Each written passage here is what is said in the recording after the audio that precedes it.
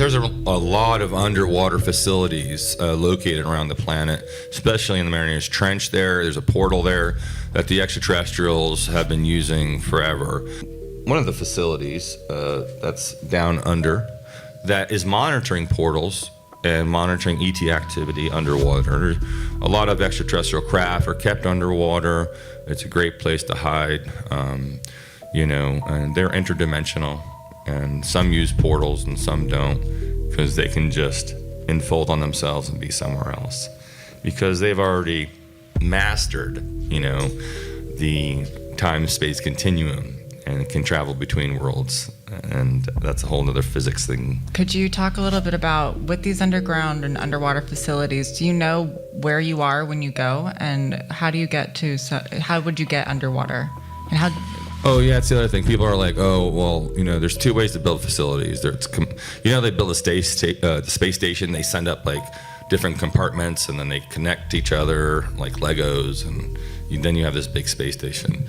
So one of the ways they do it is they drop these things down, and depends how deep it is, and they can assemble these with underwater drone robotic things from the surface, and make these facilities underground just by connecting them and vacuum pressuring them, and they can survive there forever and ever and ever and ever.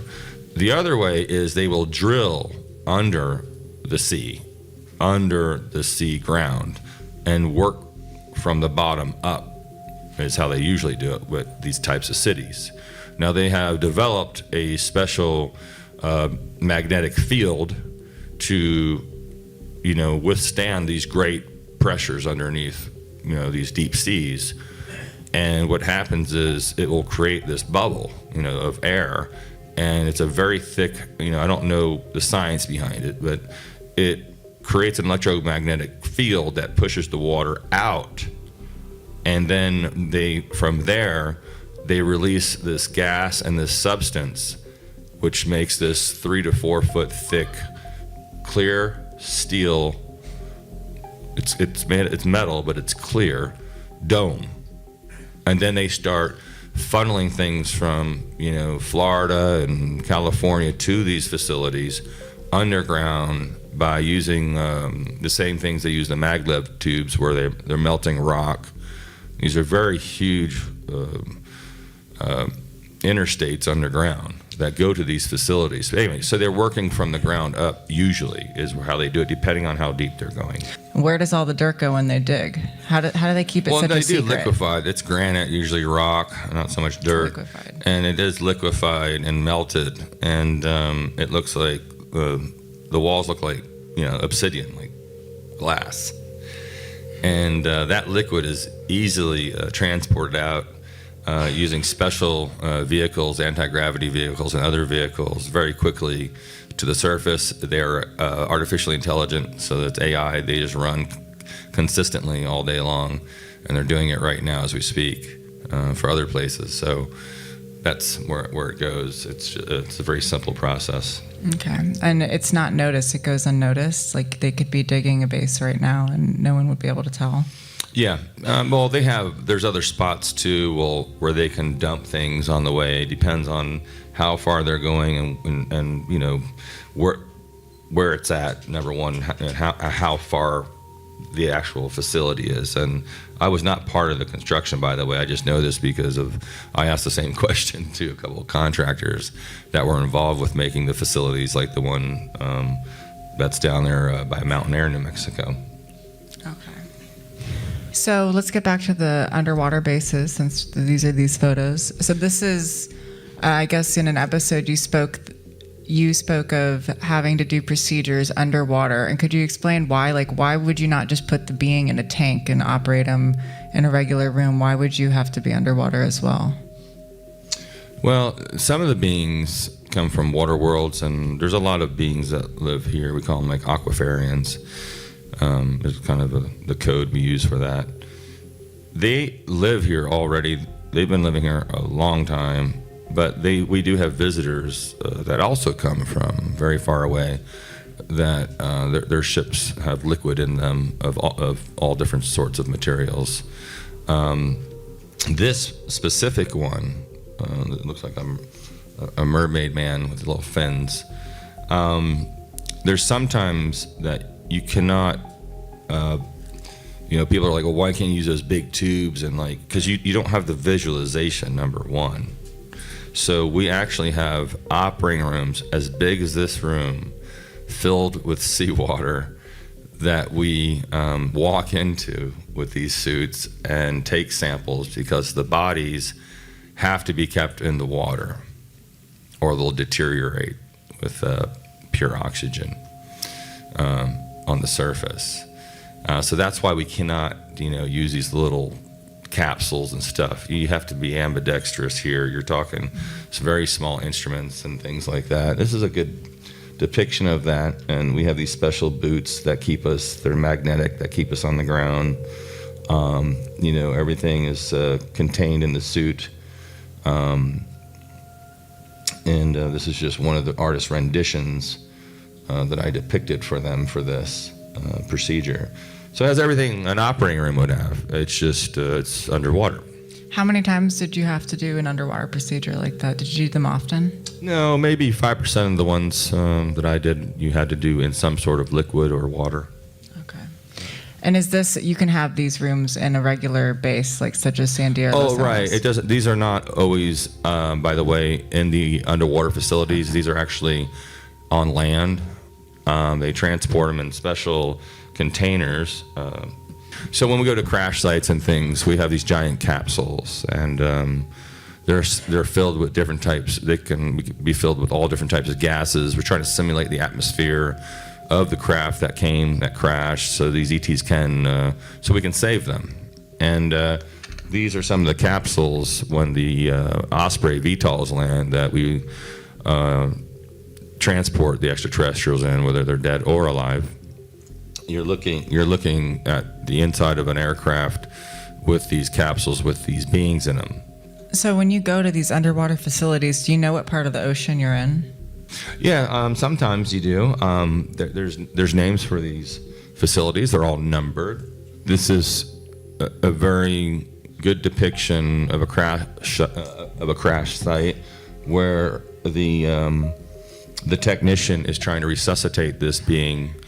It was interesting because one of these beings that we were trying to resuscitate actually breathed through a small area just below their sternum. That's where their breathing mechanism was. So it wasn't the mouth that we could do CPR. And this being actually did breathe our atmospheric oxygen at the same rate like we do. So we had to resuscitate him through this hole that was just below, his sternum there, at the end of the bottom of the sternum, and right from there, if we do save the ETs, we put them in a special type of ICU vacutainer that actually we can be in it. It's a little bit bigger than the capsules you saw earlier, and they'll be transported to the nearest base or wherever they want to go. My job is just to go there, do forensics, and also check the area to make sure that there is no danger, such as we have these giant systems that we plug into the ground, and special dishes and things like this that allow us to measure the air.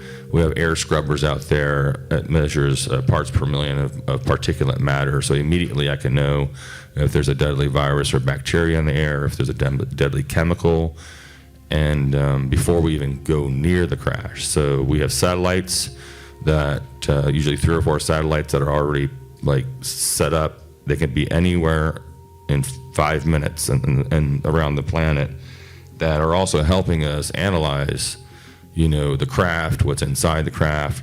Is there any beings, any organic material? Are the beings alive? We're getting all this downloaded, in a special type of iPad thing before we even arrive to this, crash site. So were they able to resuscitate him, the guy with the hole? Yes, he did survive. And what would the purpose for that be, to have his mouth, or was that just the way he breathed, was through? It was just, everyone, all these ETs are, all these extraterrestrials are very, different in biology. And as being an exobiologist and seeing all these different types of things, I felt like a veterinarian. Veterinarians are like amazing because, a regular doctor specializes in one thing. No offense, docs.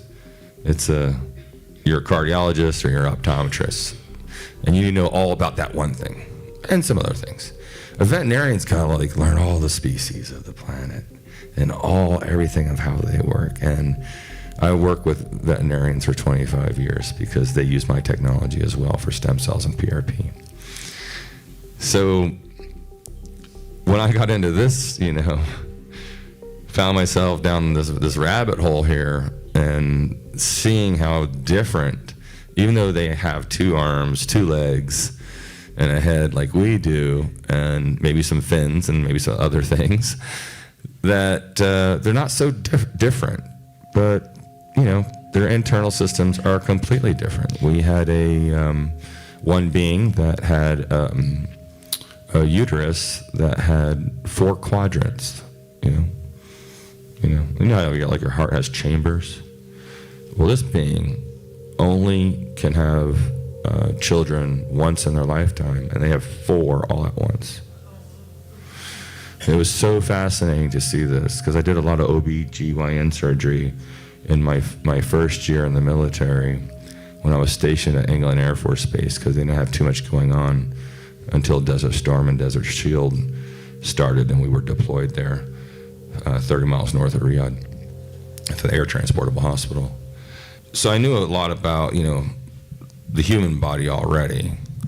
And to see that they have similar organs, but they're just different. Maybe they have 4 lungs, maybe they have 6 lobes of the brain, You guys probably see the Atacama being online with those pictures there. And it's a very different body somatotype than humans. But needless to say, one thing I can tell you is that all the ETs that I've been involved with have human DNA. And that was shocking. And the biggest question I get, you guys probably heard me tell, I don't know how many have seen me on the panel last couple of days, is, Emery, are you an extraterrestrial? And I smile because it's very funny because we all are extraterrestrials. And we all have DNA of certain percentages in our genetic makeup. So we are different extraterrestrials, but we have this stardust in all of us. And I believe, in my opinion, that they are us from the future. And they are here not to destroy us, but to protect us. Not to say there are not evil extraterrestrials out there. I only know one race of evil extraterrestrials, and they're called humans. If you enjoyed this, make sure to watch the next video on Awaken Zone. Don't forget to subscribe and hit the notification bell, but you won't want to miss what's coming next.